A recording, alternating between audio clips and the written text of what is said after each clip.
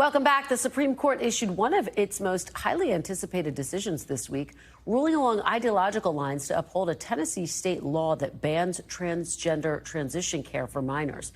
It comes as the Trump administration moves to curb transgender rights. During his first week in office, President Trump signed an executive order effectively banning transgender service members from serving in the military. Last month, the Supreme Court allowed that policy to go into effect. NBC's Valle spoke with some transgender service members as they figure out what comes next. So let's bring your chin down just a bit. These military service members are preparing to start over. Shake it out a bit. The new headshots, just the first step for the career military members now uncertain about where they'll work next, when they'll see a paycheck, how long they'll have health care, even where they'll live. Now turn your left, bring your left in right there.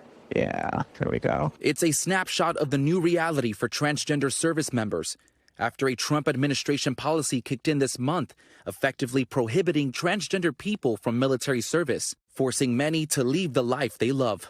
I still want to serve. I still want to serve people. I still want to serve this country. The deadline just passed for active trans service members to identify themselves under orders from the Department of Defense, a move that leads to their separation or early retirement. Of the 2.1 million members, the Defense Department says transgender people make up just over 4,000.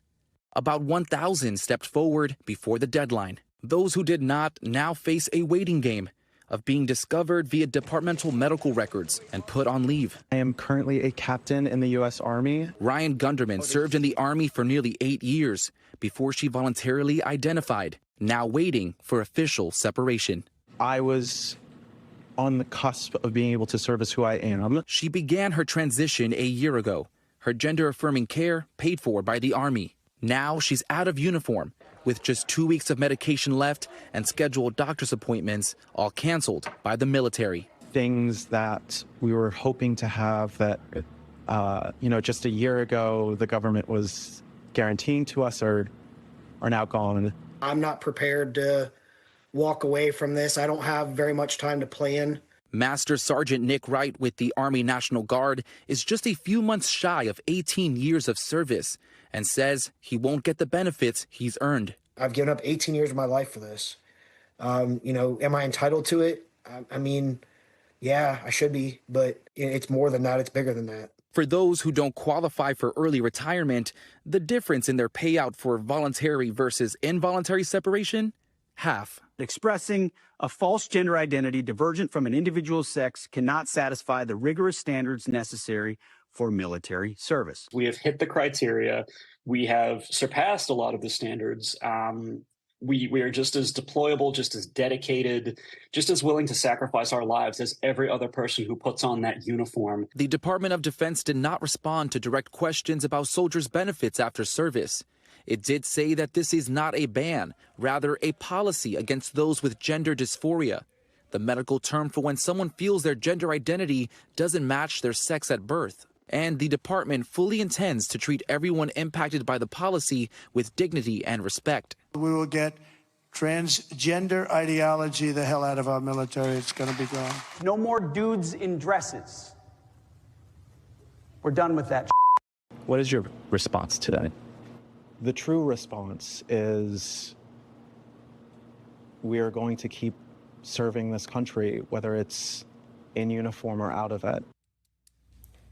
Incredibly revealing and informative report by NBC News out reporter Valle, who joins us now. Jay, thank you so much for that report and for joining us. So let's talk about the fact the Department of Defense is urging transgender service members to sign a waiver if they want to stay in the military under this new policy. Can you walk us through that process? Is it realistic? You know, when we talk about this waiver in itself, it's on a case-by-case basis, and there would need to be a compelling government interest in retaining that person. And Kristen, I'm going to walk through some of those requirements themselves. There needs to be 36 consecutive months of stability in the service member's sex assigned at birth, and they would need to demonstrate that they have no prior transition attempts. And finally, they would need to adhere to sex-based standards in the military.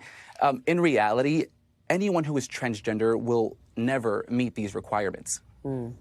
And we're also, of course, told that there was a June 6th deadline for service members to come forward and identify themselves as transgender. So is the Pentagon seeing an increase in retirements? What is the state of play right now? Yeah, we're going to see a lot of change. I mean, really, when we asked the Department of Defense for an updated number since June 6th, there have not been any new data to present there. But with the July 7th deadline coming up for members in the reserve, we can expect the number of trans service members in the military who are separated to grow. All right, Jay Valle, thank you so much for that report. We really appreciate it. We thank you for watching, and remember, stay updated on breaking news and top stories on the NBC News app or watch live on our YouTube channel.